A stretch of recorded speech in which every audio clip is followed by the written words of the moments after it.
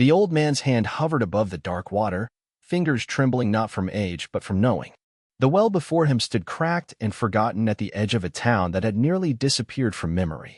Shadows stretched long across the barren earth as the sun sank into crimson twilight. His reflection rippled in the murky surface, a face weathered by years, as that had seen too much. Samuel lowered his hand into the cool darkness. The water swirled around his fingers like memories that refused to settle. A single drop escaped, falling to the parched ground where it disappeared without a trace. He knew what lived in this water. He knew better than anyone. Yet he cupped his palms anyway, raising them to his lips as the last light of day painted the landscape in blood-red hues. Some choices, once made, could never be unmade. The town of Meridian had once thrived, its main street bustling with the ordinary commerce of rural life. Now it stood like a half-remembered dream, buildings with peeling paint, empty storefronts with sun-faded signs, and streets where tumbleweeds replaced pedestrians. At the far end, just past where the pavement surrendered to dirt, stood Samuel's medical office. The brass plate beside the door had long since tarnished, Dr. Samuel Thorne, M.D. Inside, dust motes danced in shafts of light that broke through the partially drawn blinds. The waiting room chairs sat empty, as they had for years. A clock on the wall had stopped at 3:17, though whether it was morning or afternoon, no one remembered. Samuel moved through the space with the careful gait of a man accustomed to being alone.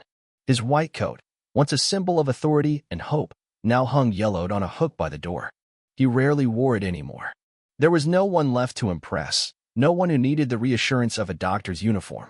The examination room contained an old table covered in cracked leather, medical cabinets with supplies long expired, and a small desk where patient files once piled high. Now only one drawer remained locked, the place where Samuel kept his failures. On the wall hung a collection of photographs, Samuel receiving his medical degree, opening his practice, standing proudly with colleagues at medical conferences. In each successive image, his smile diminished until, in the final photograph, it disappeared entirely. That picture showed him standing alone beside the well at the edge of town, taken the day before the first case appeared. Samuel's hands shook as he prepared his evening tea. Not the tremor of age, though he had plenty of years behind him, but the persistent trembling of a man haunted by choices. He'd been respected once, the doctor who could diagnose what others missed, who worked tirelessly when others went home. Parents brought their children to him with absolute faith. The elderly trusted him with their final years. Until the fever came.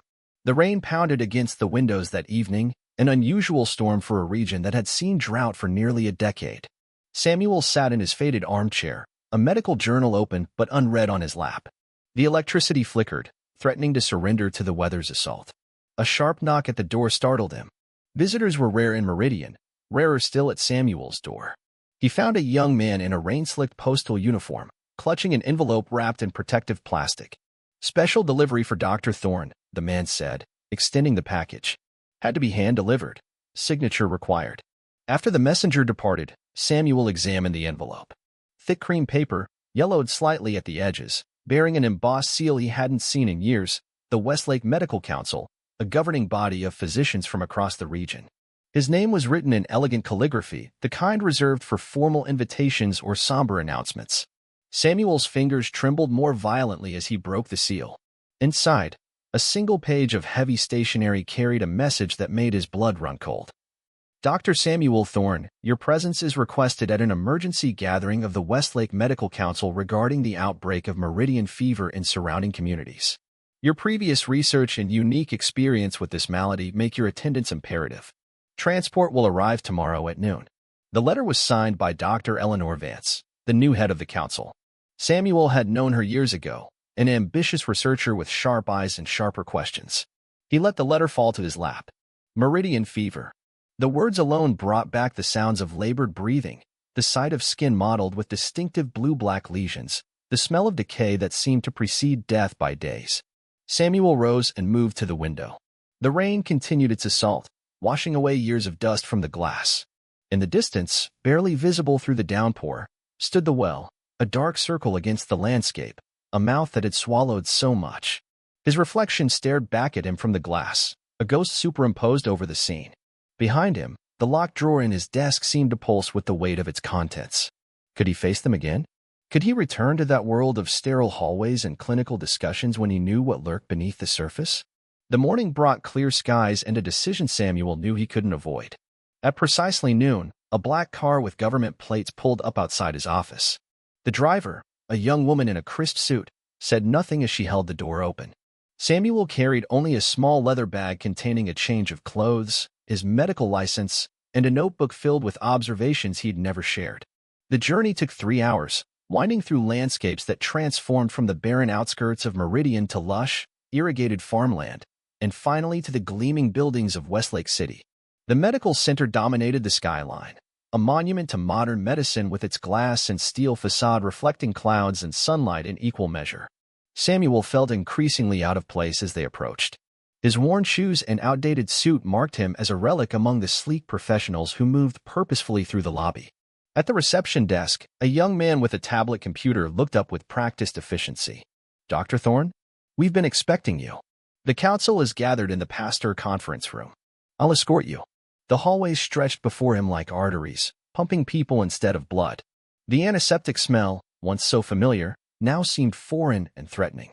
Samuel's heart hammered against his ribs as they approached a set of double doors marked with the council's seal. Inside, a horseshoe-shaped table dominated the room. 12 doctors sat in high-backed chairs, their faces a mixture of curiosity and caution. At the center sat Dr. Eleanor Vance, her dark hair now streaked with silver but her eyes as penetrating as Samuel remembered. "Dr. Thorne," she said, rising. "Thank you for joining us after all these years." The formality of the greeting couldn't disguise the tension in her voice. This was not a reunion of old colleagues, but the summoning of a resource, him. "The situation is dire," Dr. Vance continued after introductions were made.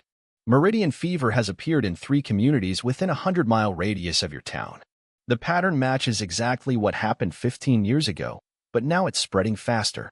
A younger doctor, introduced as Dr. Markham, activated a wall display showing a map dotted with red markers. 37 cases confirmed, 19 deaths already. The progression from first symptoms to mortality has accelerated compared to your original documentation. Samuel felt their eyes on him, some curious, some suspicious, all desperate for answers he wasn't sure he could provide. "You're the only physician who treated the original outbreak and survived," Dr. Vance said, her words hanging in the air like an accusation. "Your blood work from that time showed antibodies we've never been able to replicate in a lab. We need to understand what happened in Meridian." What happened in Meridian? Such a clinical way to describe the decimation of a town, the loss of families, the collapse of a community. Such a sterile phrase for the weight Samuel carried every day. "I documented everything in my reports," Samuel said, his voice rougher than he expected. There was nothing more to add. Dr. Vance's smile didn't reach her eyes. "Your reports were thorough regarding symptoms and progression, but notably lacking in certain details about transmission vectors and your own exposure. The council believes you may have withheld information that could be crucial now." The accusation hung in the air. Samuel felt sweat beading on his forehead despite the room's cool temperature. They didn't want his expertise. They wanted his blood, both literally and figuratively. They wanted the secrets he'd buried in that locked drawer and in the deeper chambers of his heart. "I'll need to review the current cases," he said finally. "See if they truly match what I observed." Dr. Vance nodded, satisfied for the moment. "We've prepared a laboratory and office for your use. You'll have access to all our resources and the current patients. Dr. Markham will assist you." As the meeting adjourned, Samuel felt the weight of their expectations pressing down on him. They had brought him here not as a colleague, but as a specimen, the man who drank from a poison well and survived. The laboratory assigned to Samuel gleamed with equipment he barely recognized. Machines that analyzed DNA, computers that modeled viral structures, imaging technology that could see inside a cell, all tools that hadn't existed during the original outbreak. Dr. Markham hovered nearby, eager to explain each advancement. "With these resources, we can isolate the pathogen within hours instead of days," the younger doctor explained. "The council has prioritized this research above all other projects." Samuel nodded absently, his attention drawn to the patient files spread across the desk. Each contained photographs that sent him spiraling back through time, the distinctive rash that began at the neck and spread outward, the cyanosis of fingertips and lips, the hemorrhaging beneath the skin that created patterns like dark stars across the body. "Has anyone survived the current outbreak?" Samuel asked. Dr. Markham's enthusiasm dimmed. "No. Once symptoms appear, we've been unable to halt progression. The longest survival has been 9 days from onset." 9 days. In Meridian, it had been 12. The disease was indeed accelerating. That evening, Samuel was shown to temporary quarters within the medical center, a small apartment typically reserved for surgeons during long transplant procedures. The space was impersonal but comfortable, with a bed, desk, and kitchenette. A window overlooked the city lights spreading into the distance. Sleep eluded him. Every time he closed his eyes, faces appeared, the children of Meridian who had looked to him with trust even as their bodies failed, the parents who begged for miracles he couldn't provide, the elderly who had accepted their fate with a dignity that still haunted him. Around 3 a.m, Samuel gave up on rest. He returned to his assigned laboratory, expecting to find it empty. Instead, he discovered Dr. Vance bent over a microscope, her face illuminated by the blue glow of a computer screen. She looked up, unsurprised by his appearance. "I thought you might return tonight. The ghosts are always louder in unfamiliar rooms." Samuel said nothing as he took a seat across from her. The silence stretched between them, filled with unasked questions. "Why did you really bring me here, Eleanor?" he finally asked. "You have my blood samples from back then. You have my reports. What more do you think I can offer?" Dr. Vance leaned back, studying him with clinical detachment. "Your blood samples degraded years ago, improper storage during a laboratory move. Your reports, while detailed about the disease, tell us nothing about how you alone developed immunity when everyone else exposed to the same conditions died." She pushed a folder across the desk, older than the others, its edges worn from handling. "This is your medical file from after the outbreak. Your antibody levels were extraordinary, but there's a gap in the documentation. 3 days where you disappeared from the quarantine zone before returning with the first signs of recovery. What happened during those 3 days, Samuel?" The question pierced him like a scalpel. Those 3 days existed in a locked compartment of his mind, alongside the drawer in his office that contained the truth. "I was delirious with fever," he said, the lie familiar on his tongue. "I don't remember." Dr. Vance's expression hardened. "People are dying, Samuel. Families are being destroyed. Whatever happened in Meridian is happening again, and your reluctance to share everything you know makes you complicit in each new death." The accusation struck like a physical blow. Samuel stood abruptly, his chair scraping across the floor. "I've spent 15 years living with the consequences of Meridian. Don't lecture me about complicity." He left without waiting for her response, his heart pounding with a mixture of anger and fear. They were getting too close to truths he'd buried for good reason. The days that followed fell into a grim pattern. Mornings examining patients through isolation barriers. Afternoons analyzing blood samples and tissue specimens. Evenings reviewing data with the research team. Each day brought new cases, new deaths, and increasingly desperate questions from the council. Samuel found himself drawn to Dr. Markham, whose earnest dedication reminded him of his younger self. The young doctor worked tirelessly, often sleeping on a cot in the laboratory rather than returning to his apartment. His motivation became clear when Samuel discovered a photograph on his desk, Markham with his arm around a young woman whose neck showed the first faint signs of the Meridian rash. "My fiancée," Markham explained when he caught Samuel looking at the picture. "She was the 3rd case in the new outbreak. She's in isolation ward 4. The personal connection explained the desperation in the young doctor's eyes, the way he pushed himself beyond exhaustion. Samuel felt a kinship with him that made what he was hiding even more painful to bear. On the 5th night, unable to sleep and unwilling to face Dr. Vance in the laboratory, Samuel returned to his temporary quarters. As he unlocked the door, he noticed something amiss, a drawer not fully closed, papers slightly rearranged on the desk. Someone had searched his room. Panic rose in his throat as he checked his leather bag. The notebook remained, but something about its position felt wrong. With trembling hands, he flipped through the pages, stopping at a dog-eared section where he'd documented his personal observations. The page had been photographed. He could tell from the slight misalignment when it had been replaced. They were getting closer to his secrets. Time was running out. That night, Samuel dreamed of the well, its dark waters rising, flooding through Meridian, carrying the bodies of the dead. He woke gasping for air, his sheets soaked with sweat. The digital clock read 4:17 a.m. Without conscious decision, he dressed and made his way through the quiet halls of the medical center to his office. The room was dark except for the glow of computer monitors. Samuel moved to his desk, intending to retrieve his notebook and leave before anyone discovered him. His hand froze on the drawer handle when he noticed something on the desk that hadn't been there before. An old, leather-bound journal he recognized immediately. His personal medical diary from Meridian. Samuel's hands shook as he opened it. The pages were filled with his hurried handwriting, clinical observations interspersed with more personal reflections, notes on patients, treatments attempted, failures documented with painful honesty. He had believed this journal lost in the chaos following the outbreak, but here it was, a ghost returned from the past. He turned to the final entries, written during the height of the epidemic. The handwriting deteriorated as his own symptoms had progressed, becoming nearly illegible in places. One entry stood out, circled in red ink that wasn't his. Emily Winters, age 8. Fever 104.2. Rash progressing rapidly. Attempted experimental treatment with serum derived from well water. No improvement. Child died at 2:17 a.m. God forgive me for what I've done. Samuel sank into his chair, the journal clutched to his chest.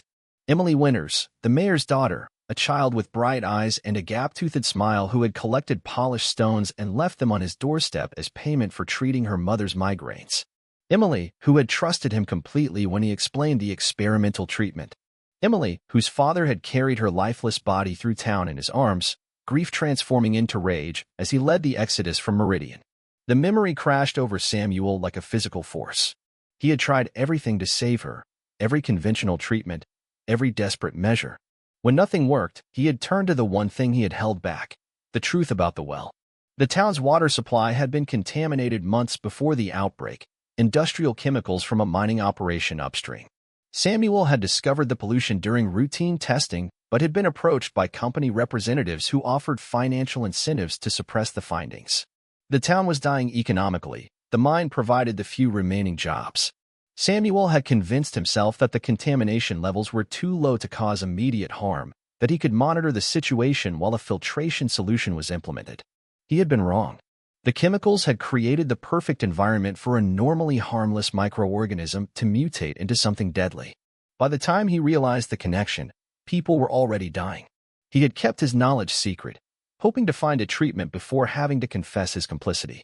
Emily had been his last hope. If the experimental treatment worked on her, he could save the others without revealing his role in creating the conditions for the outbreak.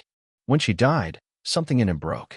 He had fled into the wilderness, delirious with his own symptoms, intending to die with his secret. Instead, he had collapsed near a natural spring miles from town. For 3 days, he drank only that pure water and sweated out the toxins that had built up in his system. When his fever broke, he understood what had happened. It wasn't just the pathogen killing people, but its interaction with the chemicals already in their bodies. The treatment wasn't a medicine, but the absence of poison. Samuel had returned to find Meridian nearly abandoned, the remaining residents evacuating under government orders. He never shared his discovery about the contamination, letting the outbreak be classified as a natural phenomenon. The mining company quietly closed operations, the well was condemned, and Samuel remained to watch over the ghost town, drinking bottled water imported from elsewhere. Now, staring at Emily's name in his own handwriting, Samuel felt the weight of 15 years of silence crushing him. The current outbreak couldn't be a coincidence. Someone had discovered the truth and was recreating the conditions, perhaps accidentally, perhaps deliberately. The office door opened, flooding the room with light from the hallway. Dr. Vance stood in the doorway, her expression unreadable. "I wonder when you would find it," she said quietly. "We discovered the journal in the CDC archives last year. It took us months to connect it to the current outbreak." Samuel clutched the journal tighter. "How many people know?" "Just me and the council. We needed to be certain before making accusations." She stepped into the room, closing the door behind her. "The mining company has new operations near all 3 outbreak sites. Different name, same toxic chemicals. And you brought me here to what? Confess? Take responsibility for both outbreaks?" Samuel's voice cracked with emotion. Dr. Vance's expression softened slightly. "We brought you here because you're the only one who survived. Your blood contains antibodies that developed during those 3 days you disappeared. We need to understand what happened to create a treatment." "My blood won't help you," Samuel said, the truth finally emerging. "It wasn't something in me that fought off the infection. It was something I got away from." The final day of the conference arrived with a sense of impending judgment. The council had called an emergency session where Samuel was expected to present his findings. The auditorium was filled not only with medical personnel but with government officials and representatives from the affected communities. Samuel stood at the podium, aware of Dr. Vance watching him intently from the front row. Dr. Markham sat beside her, dark circles under his eyes testifying to another night spent at his fiancée's bedside. Her condition had deteriorated. She had perhaps days left. The room fell silent as Samuel adjusted the microphone. The weight of lives, past and present, pressed down on him. He had prepared slides showing his research, data that carefully danced around the central truth. He could take this final opportunity to protect himself, to maintain the lie that had defined the last 15 years of his life. Instead, he set aside his prepared notes. 15 years ago, I made a choice that resulted in the deaths of 47 people in Meridian, he began, his voice steady despite the gasps that rippled through the audience. I discovered toxic contamination in the town's water supply and, for reasons that seemed justified at the time, I kept that information secret. The room erupted in murmurs. Dr. Vance leaned forward, her expression a mixture of surprise and something that might have been respect. Samuel continued, detailing the arrangement with the mining company, the mutation of the microorganism in the chemically altered environment, his desperate attempts to find a treatment without revealing his complicity. He described Emily Winters in the experimental treatment that failed, his flight into the wilderness, and the accidental discovery of how to survive. The cure isn't in my blood, he concluded. It's in the absence of the chemicals that continue to poison these communities. The same company, operating under a new name, has contaminated water sources near each outbreak site. Your patients aren't just fighting an infection, they're fighting an ongoing poisoning. The silence that followed was absolute. Then Dr. Markham stood, his face pale but determined. If what you're saying is true, then removing the patients from exposure and flushing their systems might save them? Samuel nodded. Combined with supportive care, yes. It worked for me. It might work for others, if we act quickly. What followed was a blur of activity. Emergency protocols activated, patients transferred to facilities with guaranteed clean water supplies, treatment plans revised. Samuel worked alongside Dr. Markham, focusing particularly on his fiancée, whose youth and otherwise good health gave her better odds than most. Government officials moved to shut down the mining operations pending investigation. Journalists descended, hungry for details of the cover-up. Through it all, Samuel answered every question, accepted every accusation, refused no request for help. 3 days later, the first patient showed signs of improvement, reduced fever, stabilized vital signs, slight regression of the characteristic rash. By the end of the week, 5 patients, including Dr. Markham's fiancée, had turned the corner toward recovery. Samuel stood by her bedside as she opened her eyes with recognition for the first time in days. Dr. Markham wept openly, holding her hand as though it might disappear if he let go. Thank you, he said to Samuel over his shoulder. I don't know how to. Don't thank me. Samuel interrupted gently. I should have told the truth 15 years ago. Emily Winters might have lived. All of them might have lived. That evening, Dr. Vance found Samuel packing his few belongings in the temporary quarters. Legal proceedings awaited him, criminal negligence charges, civil lawsuits from Meridian families, possible imprisonment. He had already provided a full written confession. The council has issued a statement supporting leniency in your case, she said from the doorway. Your cooperation has saved lives. Samuel nodded without looking up. It doesn't balance the scales. No, she agreed. It doesn't. But it matters all the same. Before leaving, Samuel requested one final visit to the laboratory where blood samples from the recovering patients were being analyzed. He stood alone among the machines and monitors, surrounded by the evidence of healing that had come too late for Meridian. The return journey to his town took the same 3 hours, but everything had changed. The driver was a court officer, the car more modest. Samuel watched the landscape transform from city to farmland to the barren outskirts of what had once been his home. The sun was rising as they approached Meridian, painting the sky in gentle pinks and golds that belied the heaviness in Samuel's heart. He asked to be dropped at the edge of town, preferring to walk the final distance alone. His feet carried him not to his office, but to the well that had started everything. It stood as it had for years, crumbling stones surrounding a dark circle of water that reflected the morning sky. Samuel approached slowly, feeling the weight of his journal in his pocket. He had asked to keep it, and Dr. Vance had agreed. The surface of the water was still, undisturbed by wind or wildlife. Samuel looked down at his reflection, older now, the lines in his face deeper, but somehow unburdened despite what awaited him. The truth, once spoken, had lifted something he hadn't realized he'd been carrying. He removed the journal from his pocket, holding it one last time. Every patient, every failure, every lie, all documented in his own hand. With a single fluid motion, he dropped it into the well. The splash echoed briefly, then silence returned. Samuel turned away from the well and began walking toward town. The morning light stretched his shadow long across the ground, a solitary figure moving forward into whatever came next. Behind him, the well remained, a monument to choices made and unmade, to poison and survival, to the bitter price of truth delayed. In the distance, the first government vehicles appeared on the horizon, coming to begin the investigation that would determine his fate. Samuel straightened his shoulders and continued walking. For the first time in 15 years, each step felt like movement towards something rather than away.